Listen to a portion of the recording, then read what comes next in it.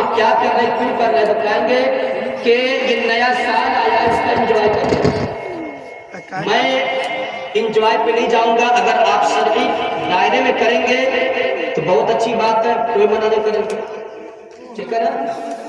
Enjoy کریں گے, ٹھیک ہے. کیوں بھائی؟ نیا سال ملا, نئی ایک زندگی ملی, اسی لیے انجوائے کر رہے ہیں, خوشی منا رہے ہیں. لیکن آپ نے کبھی اس سکے کا دوسرا رخ دیکھا ہے؟ اس سکے کا آپ نے دوسرا رخ دیکھا ہے؟ اس سکے کا دوسرا پہلا رخ آپ نے دیکھا کہ ہمیں ایک نیا سال آ کر کے ایک نئی زندگی مل رہی ہے, ایک اور سال میں ہم چلے گئے.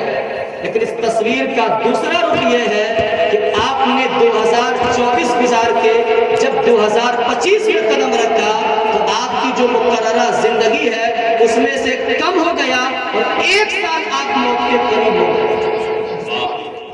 ایک سال آپ موت کے قریب ہو گئے.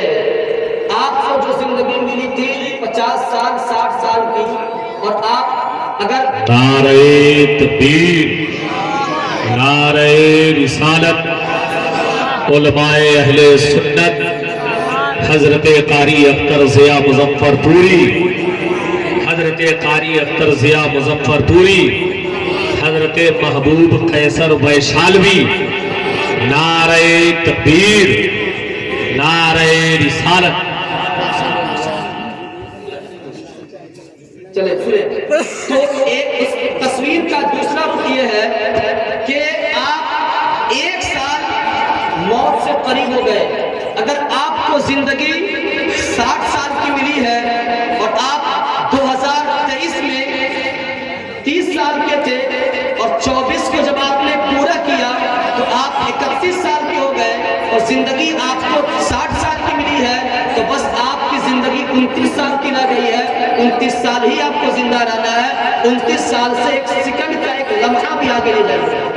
تو تصویر کا دوسرا رخ یہ ہے کہ آپ موت سے ایک سال قریب ہو جا رہے ہیں. سال کے گزرنے سے موت سے ایک سال قریب ہو جا رہے ہیں. اب جب موت سے ایک سال قریب ہو جا رہے ہیں تو یہ سال جب گزرتا ہے اور ایک دوسرا سال شروع ہوتا ہے تو ہمیں یہ پیغام دیتا ہے, اے غافل مسلمانوں, اب میں تجھے ایک سال گزر کر کے تمہیں موت سے قریب کر رہا ہوں, لہذا تمہیں اب بھی موقع ہے کہ تم اپنے گناہوں سے توبہ کرو, اپنے نفس کا محاسبہ کرو, اپنے نفس کا تزکیہ کرو اور گناہوں سے توبہ کر کے اللہ کی فرما برداری کرو. موقع ہے, موقع ہے.